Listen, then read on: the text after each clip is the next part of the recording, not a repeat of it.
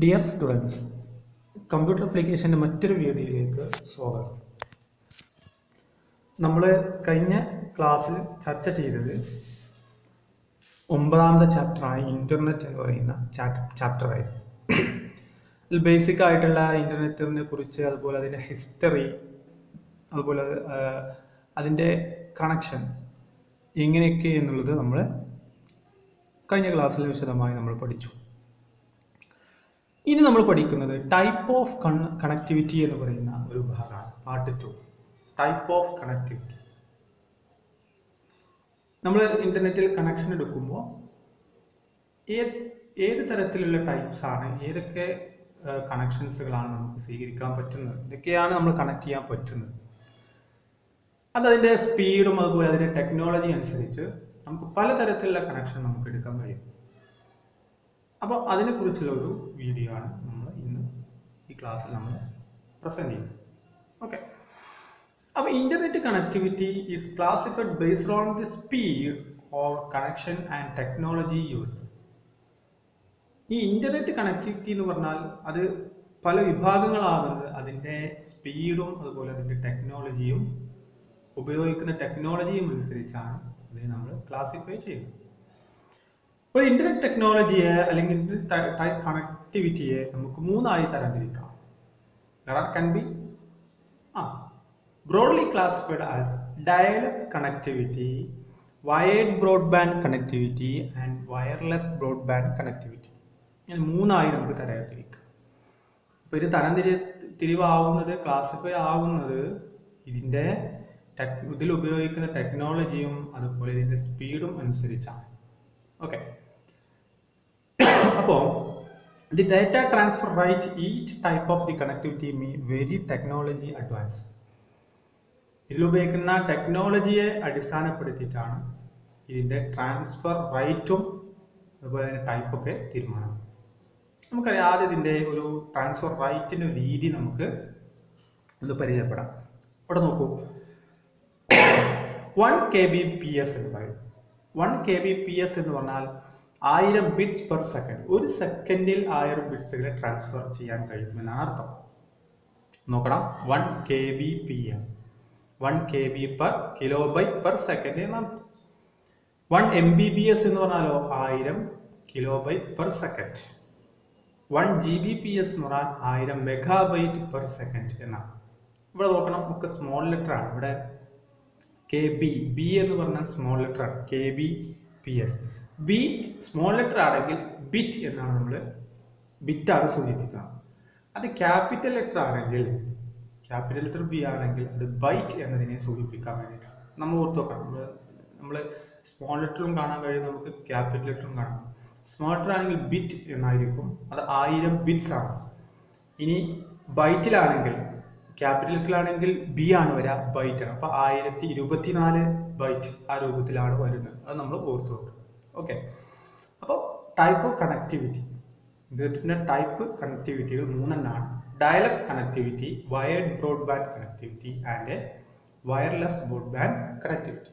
Okay, ഈ comparison between dialup and wired broadband connection, ഈ ഡയലപ്പും വയർഡ് ബ്രോഡ്ബാൻഡ് കണക്ഷനും തമ്മിലുള്ള ഡിഫറൻസ് എന്താണ്, അത് നമുക്ക് ആദ്യം പഠിക്കാം. ആ 3 തരത്തിലെ കണക്ഷൻസ് പറഞ്ഞു: dial-up connection, wired broadband connection, wireless broadband connection. Wired broadband കണക്ഷനും വയർലെസ് ബ്രോഡ്ബാൻഡ് കണക്ഷനും ഏകദേശം സെയിം ആണ്. ഒന്ന് വയർഡ് ആണ്, മറ്റൊന്ന് വയർലെസ് ആണെന്നുള്ള വ്യത്യാസം മാത്രമാണുള്ളത്. എന്നാൽ ഡയലപ്പ് കണക്ഷനും ബ്രോഡ്ബാൻഡ് കണക്ഷനും തമ്മിൽ ഡിഫറൻസ് ഉണ്ട്. അതാണ് പറയുന്നത്, വയർഡ് ബ്രോഡ്ബാൻഡ് കണക്ഷനും തമ്മിൽ ഡിഫറൻസ്. ഒന്ന്, ഡയലപ്പ് കണക്ഷൻ ആണെങ്കിൽ slow connection speed up to 56 kb per second. അല്ലേ? ഡയലപ്പ് കണക്ഷൻ എപ്പോഴും എന്തായിരിക്കും? സ്ലോ ആയി. അതായത് പരമ്പരാഗതമായി നമ്മൾ പഴയ കാലത്ത് ഉപയോഗിച്ചിരുന്ന, ആദ്യ കാലഘട്ടങ്ങളിലൊക്കെ ഉപയോഗിച്ചിരുന്ന ഒരു കണക്ടിവിറ്റിയാണ് ഡയലപ്പ് കണക്ഷൻ. നമ്മൾ ടെലിഫോൺ വഴി, നമ്മൾ വിശദമായ എടുത്തുകൾ പറയുന്നുണ്ട്. നമ്മുടെ കൺവെൻഷണൽ മെത്തേഡിലൊക്കെ വഴി നമ്മൾ ഉപയോഗിച്ചിരുന്നതൊക്കെ ഡയലപ്പ് കണക്ഷനാണ്. അതുകൊണ്ട് തന്നെ അത് സ്ലോ കണക്ഷൻ ആണ്. അതുപോലെ അതിൻ്റെ സ്പീഡ് എന്ന് പറയുന്നത് 56 kb പെർ സെക്കൻഡ് ആണ്. എന്നാൽ വയേർഡ് ബ്രോഡ്ബാൻഡ് കണക്ഷൻ ആണെങ്കിലോ ഹൈ സ്പീഡ് കണക്ഷൻ ആണ് നമുക്ക് കിട്ടുന്നത്. Speed usually higher than 256 kbps ആണ്. ഡയലപ്പ് കണക്ഷൻ ആകുമ്പോൾ 56 ആണെങ്കിൽ ഇത് 256 kbps ആണ് നമുക്ക് വയേർഡ് ബ്രോഡ്ബാൻഡ് നൽകുന്നത്. ഇനി നോക്കൂ, ഡയലപ്പ് കണക്ഷൻ ആണെങ്കിൽ required dialing to connect to ISP. ISP എന്ന ഇന്റർനെറ്റ് സർവീസ് പ്രൊവൈഡർ, ഇന്റർനെറ്റ് നൽകുന്ന ടീമാണ് അല്ലേ. അതെന്ത് ചെയ്യണം, അവരോട് നമ്മൾ ഡയൽ ചെയ്താലാണ് നമുക്ക് കണക്ഷൻ ലഭിക്കുന്നത്. നമ്മുടെ കമ്പ്യൂട്ടറിലെ കണക്ഷൻ കിട്ടണമെങ്കിൽ അവർക്ക് എന്ത് ചെയ്യണം, ISPയുമായി നമ്മൾ ഡയൽ ചെയ്യണം. അപ്പോൾ നമുക്ക് എന്ത് ചെയ്യും, കണക്ഷൻ കിട്ടും. എന്നാൽ വയേർഡ് ബ്രോഡ്ബാൻഡ് കണക്ടിവിറ്റി ആണെങ്കിൽ ആൾവേസ് ഓൺ കണക്ഷൻ, എല്ലാ സമയത്തും ഓണാണ് അല്ലേ. നമ്മുടെ മൊബൈലിലൊക്കെ നമ്മൾ ഉപയോഗിക്കുന്ന ബ്രോഡ്ബാൻഡ് കണക്ടിവിറ്റികളാണ്. ഇപ്പോൾ മൊബൈലിലൊക്കെ നമ്മൾ എന്താണ്, എപ്പോഴും നമുക്ക് ആൾവേസ് എപ്പോഴും നമുക്ക് കണക്ഷൻ കിട്ടും. പക്ഷെ ഡയലപ്പ് കണക്ഷൻ ആണെങ്കിൽ നമ്മളിപ്പോൾ എന്തെങ്കിലുമൊക്കെ സെർച്ച് ചെയ്യാൻ നമ്മൾ ഒരുങ്ങുകയാണെങ്കിൽ എന്ത് ചെയ്യണം, ആദ്യം ISPയോട് കണക്ഷൻ തരാൻ വേണ്ടിയിട്ട് ഡയൽ ചെയ്യണം. എന്തിൽ, ഡയലപ്പ് കണക്ഷൻ. പക്ഷെ ബ്രോഡ്ബാൻഡ് കണക്ഷനിൽ അത് ആവശ്യമില്ല, എപ്പോഴും ആൾവേസ് ഓൺ. ഇനി മൂന്നാമത്തെ പോയിന്റ് നോക്കൂ, യൂസ് ടെലിഫോൺ ലൈൻ എക്സ്ക്ലൂസീവ്ലി. അല്ലേ, ഒരു ടെലിഫോൺ കണക്ഷൻ അത്യാവശ്യമാണ്, ഒരു ലാൻഡ് ലൈൻ ഫോൺ അത്യാവശ്യമാണ്. പക്ഷേ സിമിൽട്ടൻസ് ഓഫ് വോയിസ് ആൻഡ് ഇന്റർനെറ്റ്.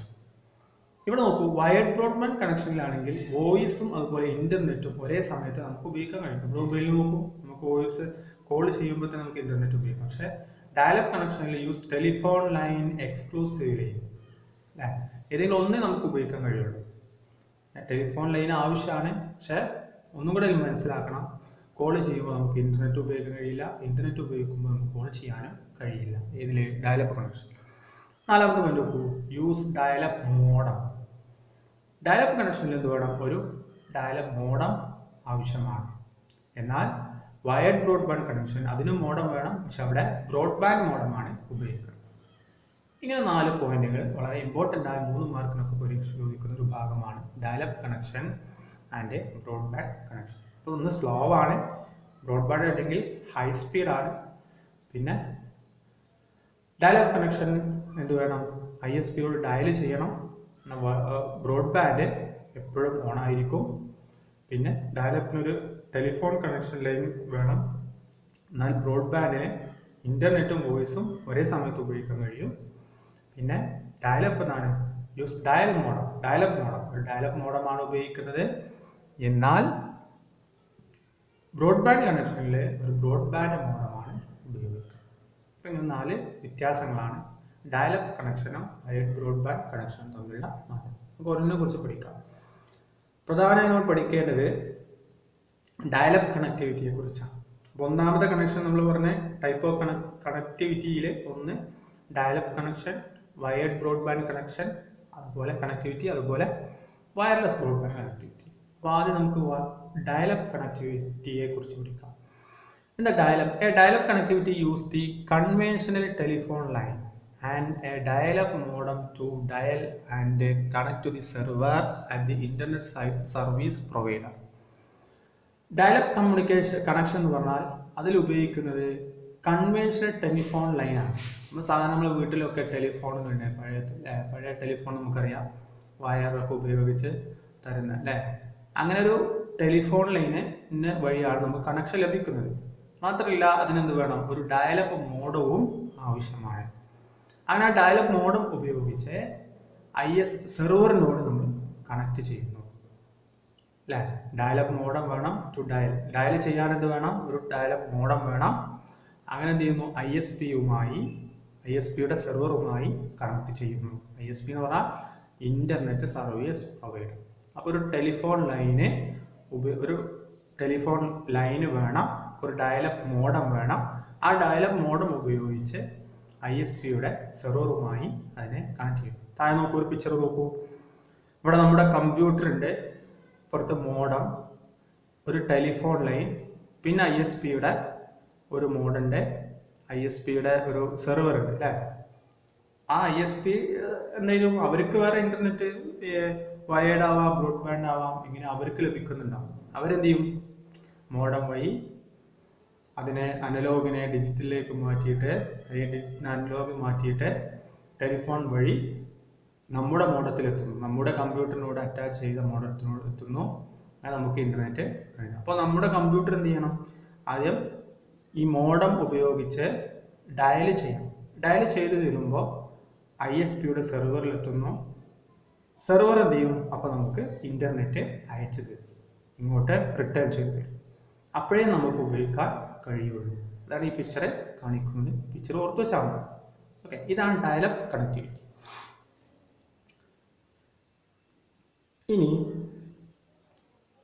ഇനി പോപ്പുലർ ബ്രോഡ്ബാൻഡ് ടെക്നോളജിയെ സംബന്ധിച്ചാണ് നമുക്ക് പറയുന്നത്. നമ്മൾ ബ്രോഡ്ബാൻഡ് കണക്ഷനെ കുറിച്ച് നമ്മൾ പറഞ്ഞു.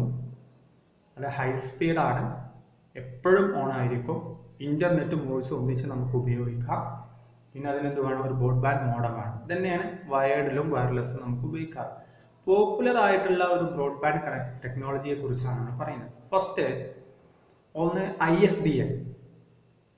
ബ്രോഡ്ബാൻഡ് ടെക്നോളജിയിൽ ഒന്ന് ISDN ആണ്, ഇൻ്റഗ്രേറ്റഡ് സർവീസ് ഡിജിറ്റൽ നെറ്റ്വർക്ക് എന്ന് പറയും. ISDN, integrated service digital network. ISDN is the broadband service capable of transporting voice and digital data.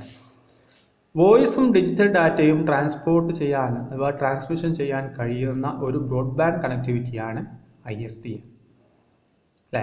രണ്ടും ചെയ്യാൻ കഴിയും. അത് വോയിസും ഡിജിറ്റലും ഒരേ സമയത്ത് ട്രാൻസ്മിറ്റ് ചെയ്യാൻ കഴിയുന്ന ഒരു ടെക്നോളജിയാണ് ISDN. ISDN line are capable of offering data transfer rate up to 2 Mbps. ഇതിൻ്റെ സ്പീഡ് എന്ന് പറഞ്ഞാൽ 2 Mbps ആണ്.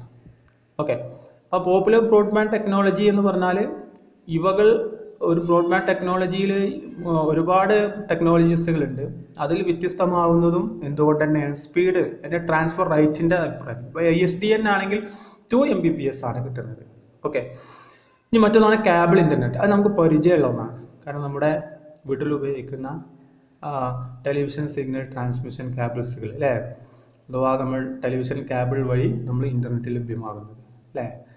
അതാണ് കേബിൾ ഇൻ്റർനെറ്റ് എന്ന് പറയുന്നത്. Cable internet access provide internet access using coaxial cable light for television signals transmission of our home. നമ്മുടെ വീടുകളിലേക്ക് television signal ട്രാൻസ്മിഷന് വേണ്ടിയിട്ട് ഉള്ള കോയാക്സിയൽ കേബിൾ ഉപയോഗിച്ചാണ് ഇൻ്റർനെറ്റ് പ്രൊവൈഡ് ചെയ്യുന്നത്.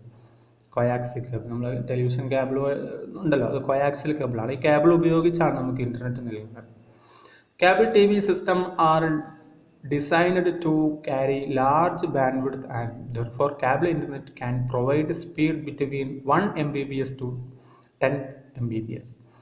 കേബിൾ TV സിസ്റ്റം എന്ന് പറയുന്നത് ലാർജ് ബാൻഡ്വിഡ്ത്ത് ഉള്ളതാണ്. അതുകൊണ്ട് തന്നെ നമുക്ക് എന്ത് ചെയ്യും? നല്ല സ്പീഡും ഇൻ്റർനെറ്റ് സ്പീഡ് ലഭ്യമാക്കാൻ കഴിയും, അല്ലേ? ബാൻഡ്വിഡ്ത്ത് നമ്മൾ എന്താണ് പറഞ്ഞിട്ടുണ്ട്? എന്താണ് ബാൻഡ്വിഡ്ത്ത്, നോയിസ്, നോഡ്, ഇവയെക്കുറിച്ചൊക്കെ നമ്മൾ നെറ്റ്വർക്ക് എന്ന് പറയുന്ന ചാപ്റ്ററിൽ നമ്മൾ പഠിച്ചിരുന്നു, അല്ലേ? അതായത് എമൗണ്ട് ഓഫ് ഡാറ്റ ട്രാൻസ്മിറ്റിംഗ്, അല്ലേ? അത് നമ്മൾ പറഞ്ഞിരുന്നു ബാൻഡ്വിഡ്ത്ത് എന്താണെന്നല്ലേ, അല്ലേ? അതുപോലെ നോയിസ് എന്താണ്, നോഡ് എന്താണെന്നൊക്കെ നമ്മൾ കഴിഞ്ഞ ക്ലാസ് പറഞ്ഞിരുന്നു, ഒന്ന് ഓർത്ത് വെക്കുക. ബാൻഡ്വിഡ്ത്ത് പറഞ്ഞാൽ അതിൻ്റെ മെഷർമെൻ്റ് ആണ്.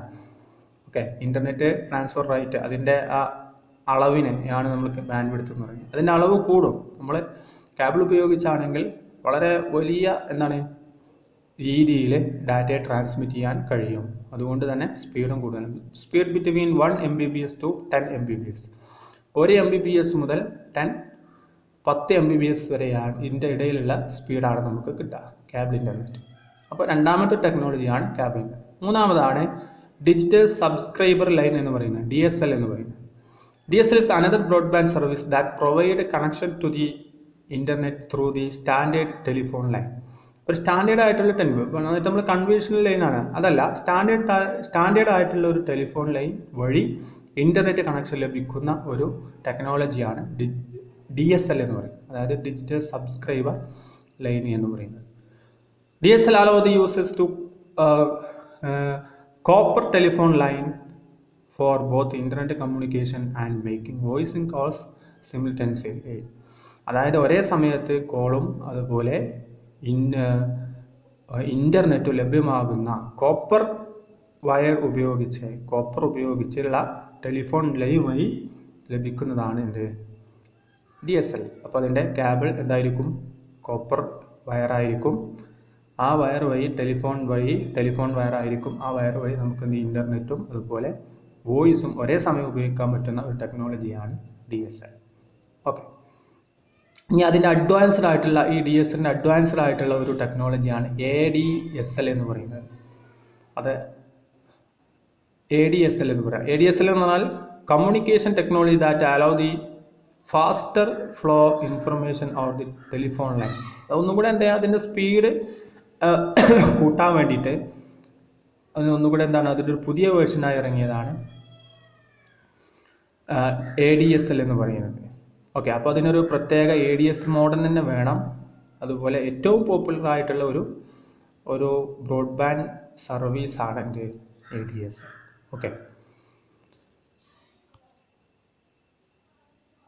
ഇനി മറ്റൊന്നാണ് ലീസ്ഡ് ലൈൻ എന്ന് പറയുന്നത്. ലീസ്ഡ് ലൈൻ എന്ന് പറഞ്ഞാൽ leased line are dedicated line used for provide internet facility to ISPs, business and other large enterprise 2 Mbps to 100 Mbps. ഈ ഏറ്റവും സ്പീഡ് കൂട്ടിയ ഒരു ടെക്നോളജിയാണ് ലീസ്ഡ് ലൈൻ. നമ്മൾ പറഞ്ഞു ISP ഒക്കെ നമ്മൾ ഡയൽ ചെയ്യാമെന്നൊക്കെ പറഞ്ഞു. ഈ ISP എടുക്കുന്നത് ISPയിലേക്ക് ഇൻ്റർനെറ്റ് ലഭിക്കുന്നത് ലീസ്ഡ് ലൈൻ വഴിയാണ്. അതുപോലെ വലിയ ബിസിനസ് സ്ഥാപനങ്ങൾ, അതുപോലെ വലിയ എൻ്റർപ്രൈസുകൾ, വ്യവസായ സ്ഥാപനങ്ങളെ പോലുള്ള അല്ലെങ്കിൽ വലിയ ഓർഗനൈസേഷൻസ്, ഇവർക്കൊക്കെ ഇൻ്റർനെറ്റ് നൽകുന്ന വളരെ സ്പീഡ് കൂടിയ ഒരു ടെക്നോളജിയാണ് ലീസ്ഡ് ലൈൻ. അതിൻ്റെ സ്പീഡ് എന്ന് പറഞ്ഞാൽ 2 Mbps മുതൽ ഒരു സെക്കൻഡിലാണ് കേട്ടോ, പെർ സെക്കൻഡിനാണ്. 2 MB ആണ് പെർ സെക്കൻഡ് ടു 100 Mbps. ഒരു സെക്കൻഡിൽ അത്രയും സ്പീഡ് കിട്ടും. Leased line are used only for connecting large computers of organisation like education institution to internet, so is costly. അതായത് ഈ ലീസ്ഡ് ലൈന് ഉപയോഗിക്കുന്നത് എന്താണ്, വലിയ കമ്പ്യൂട്ടേഴ്സുകളെ കണക്ട് ചെയ്യാൻ വേണ്ടിയിട്ടാണ്. ഒരുപാട് കമ്പ്യൂട്ടേഴ്സിനെയും ഒരു ഓർഗനൈസേഷൻ്റെ ഒരുപാട് കമ്പ്യൂട്ടേഴ്സുകളെ കണക്ട് ചെയ്യാം. ഏതുപോലെ എഡ്യൂക്കേഷൻ ഇൻസ്റ്റിറ്റ്യൂഷൻ, വിദ്യാഭ്യാസ സ്ഥാപനങ്ങളിലൊക്കെ ഒരുപാട് വിദ്യാഭ്യാസ സ്ഥാപനങ്ങൾ അവരുടെ കമ്പ്യൂട്ടേഴ്സുകളൊക്കെ കണക്ട് ചെയ്യാം. അതുകൊണ്ട് തന്നെ ഒരുപാട് കമ്പ്യൂട്ടേഴ്സിനെ കണക്ട് ചെയ്യുന്നത് കൊണ്ട് ഇതെന്താണ്, so it is A costly, എന്താണ് വില കൂടിയതാണ്, ഒരുപാട് എക്സ്പെൻസ് വരുന്നതാണ് എന്ത് ലീസ്ഡ് ലൈൻ. മറ്റു ടെക്നോളജിയാണ് ഫൈബർ ടു ദി ഹോം എന്ന് പറയുന്നത്, FTTH എന്ന് പറയുന്നത്. Fibre to the home uses optical fibre for data transmission. നേരത്തെ നമ്മൾ പറഞ്ഞു കേബിൾ ഇൻ്റർനെറ്റ് പറഞ്ഞു, അവിടെ കൊയാക്സൽ കേബിളാണ് ഉപയോഗിക്കുന്നതെങ്കിൽ ഇവിടെ ഫൈബർ ടു ഹോം എന്ന് പറയുന്ന യൂസസ് ഒപ്റ്റിക്കൽ ഫൈബർ കേബിളാണ് ഉപയോഗിക്കുന്നത്. ഡാറ്റ ട്രാൻസ്മിറ്റ് ചെയ്യാൻ ഒപ്റ്റിക്കൽ ഫൈബർ കേബിളാണ് നമ്മൾ ഉപയോഗിക്കുന്നത്. Optical fibre led from the ISP to our home, അല്ലേ? ഈ ഒപ്റ്റിക്കൽ ഫൈബർ കേബിൾ വഴിയാണ് നമ്മുടെ വീട്ടിലേക്ക് ISP ഇൻ്റർനെറ്റ് നൽകുന്നത്. ISP എന്നാൽ internet service provider. FTTH technology has been accepted worldwide to implement high-speed internet to the home. അല്ലേ? FTTH എന്ന് പറയുന്ന ടെക്നോളജി വന്നിട്ടുള്ളത് നമ്മുടെ വീടുകളിലേക്ക് ഹൈ സ്പീഡ് ഇൻ്റർനെറ്റ് നൽകാൻ വേണ്ടിയിട്ടാണ്. ലോകത്ത് ഉള്ള മുഴുവൻ ആളുകളിലും, അല്ലേ, വീടുകളിലേക്കും ഹൈ സ്പീഡ് ഇൻ്റർനെറ്റ് നൽകാൻ വേണ്ടിയിട്ട് പ്രൊവൈഡ് ചെയ്തിട്ടുള്ള ഒരു ടെക്നോളജിയാണ് FTTH. FTTH provide very high speed connectivity, high bandwidth, low error rates. അതായത് വളരെ ഹൈ സ്പീഡായിട്ടുള്ള കണക്ടിവിറ്റിയാണ് നൽകുന്നത്. മാത്രമല്ല ലോ എറർ റൈറ്റ്, എന്താണ് എററുകൾ വരാൻ കുറഞ്ഞ എററുകൾ വരുന്ന, അതായത് കണക്ഷനൊക്കെ എന്താ പറയുക, എറർ റൈറ്റ് കുറഞ്ഞ ഒരു കണക്ടിവിറ്റിയാണ് FTTH. ഓക്കെ, അപ്പോൾ ഇതൊക്കെയാണ് പോപ്പുലർ ബ്രോഡ്ബാൻഡ് ടെക്നോളജിയെ കുറിച്ച് നമുക്ക് പറയാനുള്ളത്. മനസ്സിലായോ? അപ്പോൾ ഇതൊക്കെ നമ്മൾ പറഞ്ഞേ. ഫസ്റ്റ് ISD, അതായത് ഇൻ്റഗ്രേറ്റഡ് സർവീസ് ഡിജിറ്റൽ നെറ്റ്വർക്ക്. മറ്റൊന്ന് കേബിൾ ഇൻ്റർനെറ്റ്. അതുപോലെ DCL, ഡിജിറ്റൽ സബ്സ്ക്രൈബർ ലൈന്. അതുപോലെ leased line, fibre to the home. ഇങ്ങനെ 5 തരത്തിലുള്ള ടെക്നോളജിയാണ് ഒരു വയർഡ് ബ്രോഡ്ബാൻഡ് ടെക്നോളജിയിൽ ഉപയോഗിക്കുന്നത്. അപ്പോൾ ഇതൊക്കെ നിങ്ങൾ സ്പീഡിൻ്റെ കാര്യത്തിലാണ് ഇത് പരസ്പരം വ്യത്യാസപ്പെടുന്നത്. അപ്പോൾ ഒന്നിനെ അപേക്ഷിച്ച് മറ്റെന്തായിരിക്കും, സ്പീഡായിരിക്കും അല്ലെങ്കിൽ കുറവായിരിക്കും. ഇതാണ് തമ്മിലുള്ള മാറ്റം. അപ്പോൾ ഇതിൽ പഠിക്കേണ്ടത് ഒരു ടെക്നോളജിയും അതുപോലെ അതിൽ ഉപയോഗിക്കുന്ന ഇൻ്റർനെറ്റ് ഡാറ്റ ട്രാൻസ്മിറ്റർ റൈറ്റുമാണ് നമ്മൾ ഉപയോഗിക്കുന്നത്, അതിൻ്റെ സ്പീഡുമാണ് നമ്മൾ അറിഞ്ഞിരിക്കുക. ഓക്കെ ഓക്കെ അപ്പോൾ ഇത്രയാണ് നമ്മൾ ഇന്ന് ഈ ക്ലാസ്സിൽ പറയുന്നത്. ഓക്കെ, നമുക്ക് അടുത്ത ക്ലാസ്സിൽ കാണാം. എല്ലാവരും ശ്രദ്ധിച്ച് കേൾക്കുക. സൗണ്ടുകളൊക്കെ കുറവുണ്ടെങ്കിൽ ഒന്ന് ഹെഡ്സെറ്റ് വെച്ച് നമ്മൾ കേൾക്കണമെന്ന് അഭ്യർത്ഥിക്കുകയാണ്. വീണ്ടും നമുക്ക് മറ്റൊരു ക്ലാസ്സിൽ